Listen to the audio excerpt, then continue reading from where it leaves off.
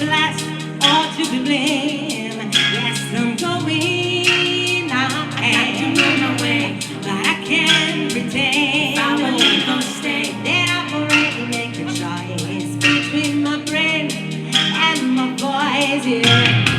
Too many days, too many nights, searching my soul. Yeah. Which is the answer? I just don't know. I just don't know. No, no. How many ways, how many sides, how many faces I have seen. Too many ways, too many sides, searching my soul. I've been searching my soul. Searching my soul. Searching my soul. Yes, I've been searching my soul. My soul. My soul. My soul. My soul. My soul. Big up everyone, it's your girl Monica O for World of Reggae, and we are here live and direct at the world famous Dub Club, also known, or actually it's the Echoplex, but it's also known as the Dub Club. And we are here with none other than Marina P and Dougie No Pain, representing Mungos HiFi. Thank you all so much for taking this time to chat with us for just a little bit. We understand that you guys are here in Los Angeles as the last leg of your Mungo HiFi and Friends tour featuring Marina P here. And so you are here coming from Arcata, California. How was your reception there? Arcata was great, yeah, we had a really good time. It's a nice sound system there, it's built by some friends of ours from the UK. A really good group, yeah, we had a great time. Excellent, excellent. I understand that your debut, or at least Mungos HiFi debuted here in California. I know it was probably up north, featuring Solo Banton. To which I know you guys, Mungo HiFi recently has a current release with Solo Banton. I call him the OG storyteller. Tell us how that collaboration came about with Solo Banton. Solo, gosh, we've worked with Solo for a long time. I can't even remember how we first met him, now that you asked me. Yeah, we've just been working live. We've done quite a few recording projects as well over the years with Solo. And I was actually looking at you guys. I know you guys have a few releases with Marina P, but before we get to her, I have a question as far as, because you guys did, and for anybody who wants to check it out, you guys can actually go to the Mungos HiFi YouTube channel, and you can see that you guys actually did a tour of your studio. I noticed you guys have a lot of signatures up on the walls, and to those which you, I know you're laughing because you've probably seen them already, to which you actually have even faces of a few artists. Do you perhaps know whose idea that was, as to get the artists' signatures on the wall and then their faces? I think it was Tom.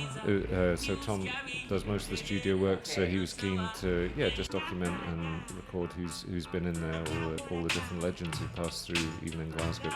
Well, big up to Tommy Danger for that, because I thought that was an excellent, really interesting thing. Do you know who the first artist that was on the wall? I think he did it with Kiko Bun when he was in. So like we had to kind of backdate some of it. Yeah. Nice. I actually like that. If you guys haven't seen it, Kiko Bun Ganja Rhythm was very, very the Ganja General or something like that. The General Rhythm. There you go. Very, very nice tune. You guys haven't seen it, you guys got to check it out. You can also check out their studio, like I said, on YouTube. You're also the original selector for the group, and also I guess you're also known as the hype man. Why don't you just, for those people that don't know Mungo HiFi, why don't you name the members that are missing here, just to big them up and highlight? So there's three of us who select as Mungos. There's Tommy Danger and Craigie Wonder. So the three of us, we take it in turns traveling around and doing the tours. But there's also Jerome, who works with us on the sound, who set it all up with us. But yeah, he often travels with the sound, but he's moved to France now. So. And is that where you hooked up with Marina P? Because I also, we got Marina P here, who also you're Italian born, but also you're based out of France currently. I also noticed that you got a few recordings with Mungo HiFi dating back to 2007. Probably it was around your first collective, maybe collaboration. How did this come back about? Because I also, is it my understanding, or correct me if I'm wrong, that some of the recordings that you've done with Mungos HiFi were, like I said, from that time up until now, were also included in your album Soul Radio 2020. You guys, if you guys haven't heard it, you got to check it out. Beautiful, soulful, just wow. The vocals in there are so like what I've been wanting to see a lot. As far as in reggae, bring that soulful Amy Winehouse, Erykah Badu feel, because I understand that. Tell you some of your earlier inspirations were jazz vocalists. Tell us a little bit about that. Yes, because of my parents, basically, I think. So I've been influenced by different styles. And when I arrived to reggae, I brought all this with me. And yes, this album has a long story because we have some old recordings in it, but they still have a lot of meanings. So they were put in the Soul Radio album. Yes, we've been released in 2020, but we couldn't promote it, so now it's the time. Absolutely. When did Marina P get to reggae? How did you find reggae? I found reggae through French friends. They were already in it because I moved to Paris like 20 years ago, and the scene in Paris is really, really active. And I was singing already on different styles, and they brought me to the sound system culture like this, and I started to take the mic, grab the mic, testing stuff, and there weren't a lot of girls at the time, so I found a place, a kind of family, and I've been adopted, and so that's how I developed all this. But I used to listen reggae before, but I listen to many different styles of music as well. And how did you find your confidence as a female in the male-dominated industry, just to be able to get up and say, sing, just I don't know. I think I met nice people. I mean, a nice crew, and I didn't struggle that much because there was space for girls. So I just had the chance to be there at the right moment, maybe in some way. But there's still a lot of space for girls into reggae music. Absolutely, and I'm actually really glad that you say that, because I'm glad to hear it. The people are thirsty for the women in the reggae music, definitely. I want to jump back to you really quick, Dougie, because I know that there are other collaborators that you work with that probably might know the questions a little bit better. But I'm just curious because I understand you guys, this whole collective kind of began in 2001. You officially put out a Mungo HiFi recording in 2001. Before we get to how you got to reggae, how do you come up with Mungos HiFi? What does the name mean, and who came up with it? I think that was maybe me. I would, kind of inspired. He founded Glasgow. Saint Mungo founded Glasgow. He was lived around 600 AD. It's in a bit of a shady part of history. There isn't a lot of written record from that time, so a lot of what comes down is through myth and legend. But we were inspired by him and his connection to the place where we're all from. I love that.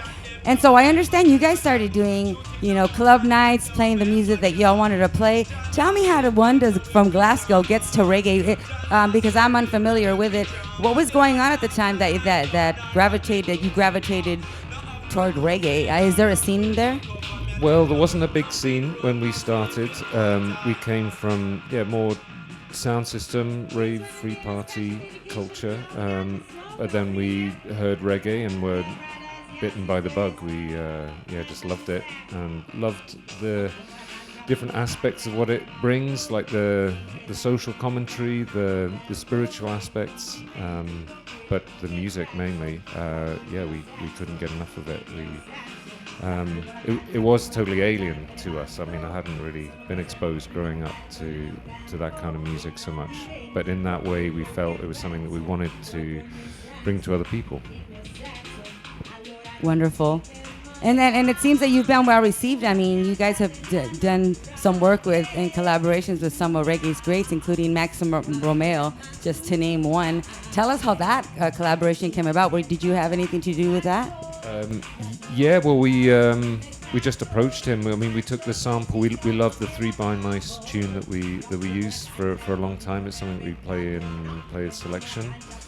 So we took that sample, and yeah, it can be quite treacherous working with publishing and reggae. We want to do the right thing, but getting permission isn't necessarily easy. But Max was super easy to work with. He does all his own publishing with Charmax, and yeah, was really open to the project.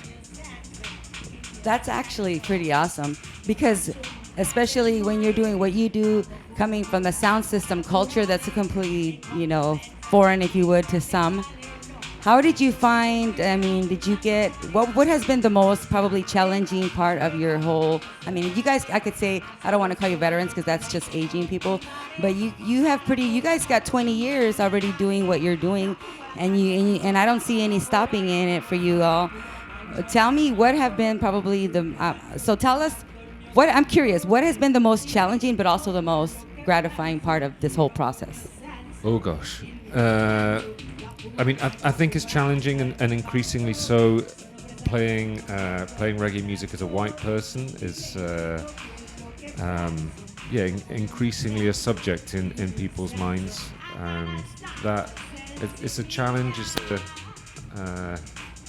something I'm really interested in exploring with what we do, and hopefully in a sensitive way as well. And it's interesting you get there, because I can speak as a reggae fan as well. One of the things that actually gravitates you toward reggae is that when you go to an event, it's a reggae event pretty much only, I've noticed this, people leave the situation at the door, and they're willing just to come in and unify for that moment. And I was very curious as to how you have dealt with, and how do you deal with if you have come across some negativity and somebody shouting at you, what would you know about reggae if you're a white person? But at the same time, when you got the, I would say validity or verification of people who like Max Romeo, and just to name a few, giving you that validation, you really don't need to say much more, right? I guess. I think we constantly have to say more. We do need to justify ourselves to some degree. But I think that's right. But I think it's a conversation. It's an ongoing conversation. It's always evolving. These things aren't set in stone. Well, I'm glad we're having these conversations, and I think we should be having these conversations. So really quick, let's jump back into Marina P. How did this collaboration come about? Like I said, I know it probably happened back 2007, but how did it begin?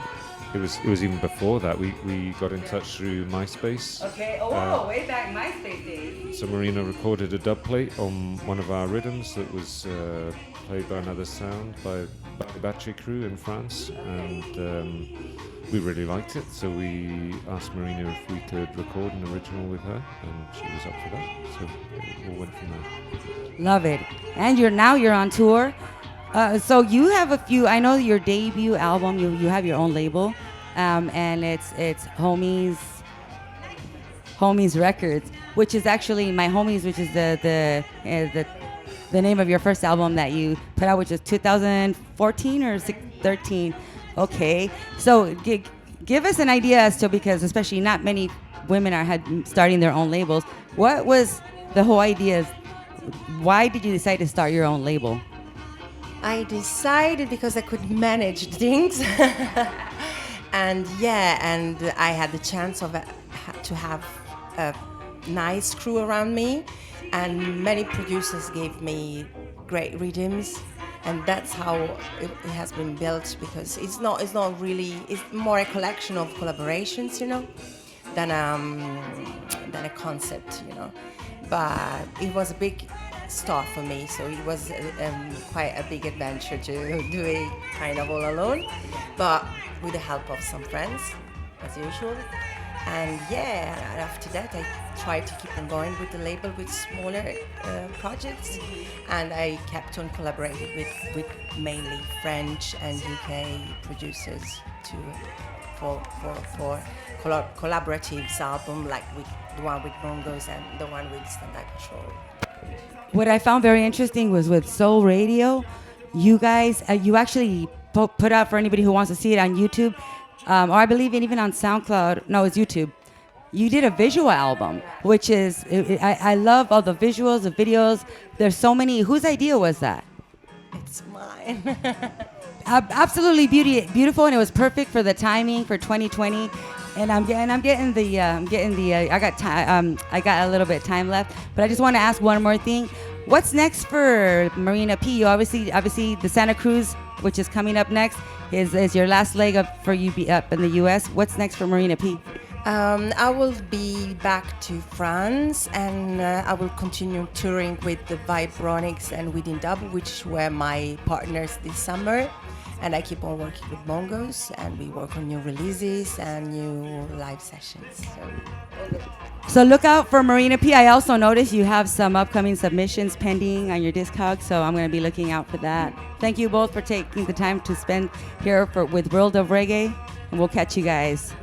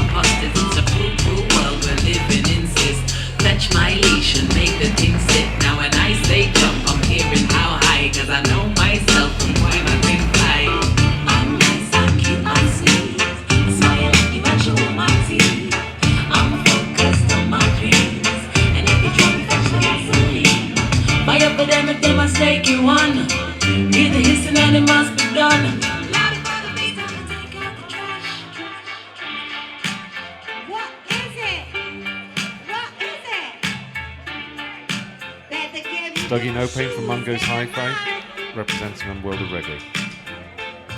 What is it? What is it? Hi, World of Reggae. Here is Marina P from Italy. About you, really